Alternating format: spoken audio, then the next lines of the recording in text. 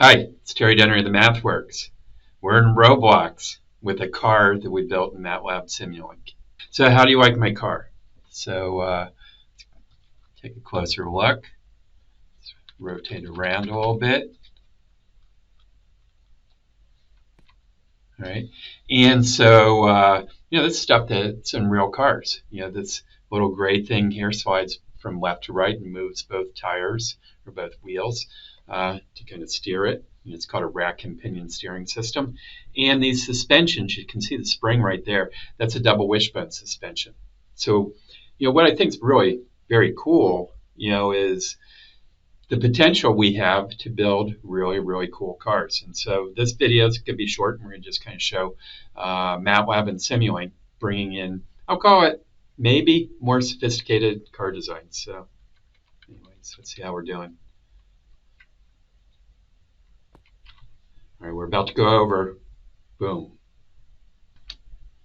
Okay, so here we are inside Simulink, and we'll hit run, and we'll bring the animation forward. All right, so there's our car in Simulink. And we're going to do something really pretty simple, and we're going to essentially steer it. So here we go. Here comes the turn. There those tires turn, and we see it go. All right, so let's move it back. There's that rack in action. There's those tires, which will then guide that car. Okay, so how do we get there? Well, this is my geometry import tool. It's called SimWise. And so we wrote a little app that brings it into MATLAB and Simulink. So let's just go ahead and do that. So here we are in MATLAB, and I got this little app called Get Geometry. So go get that geometry from SimWise. One of the real cool things about Roblox is that it defines these things the same way we do in the automotive industry, really in the engineering field in general, and that it's all about, bodies, joints, they call them attachments in Roblox, but frames or coordinate frames, all that kind of idea of marking the location where one. But with that new model, let's just go ahead and hit run. We'll see it's all there. And how we actually will proceed to drive it, that's why you have tools like Simulink. And so finally, let's bring it into Roblox. Okay, this is a script that I've automated the creation of. I'm going to kind of show you how it works in a second. And you'll see that what comes over are a bunch of Lua functions that I wrote, and then some commands that will essentially operate those functions.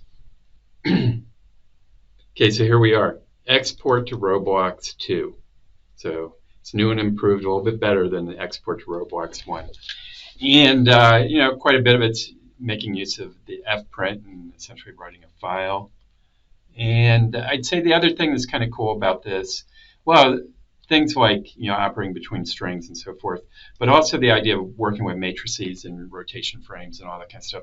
Turns out all of that is underpinning Roblox, and it's actually done quite well in Roblox. And I'll just say that kind of geometry, that kind of algebra, that kind of idea of working with matrices and vectors, very elaborate inside MATLAB, and I think it's part of why this is a approach that's well suited to work with Roblox. All right, so before I run this, I am going to delete this guy here called flatcar.txt. And from Roblox, we'll just kind of run this. And essentially, it's operating on all that data that I showed you. It's in our MATLAB workspace, so all this right here. And it put flatcar.txt back in here. So this is what was created for me. And there's one little thing I'm going to fix soon, but so I will comment that out for Lua to dashes like that do it. And now let's just go ahead and bring it in. So Control A, Control C, and all we got to do is paste in everything I copied there. And back off, and there it is.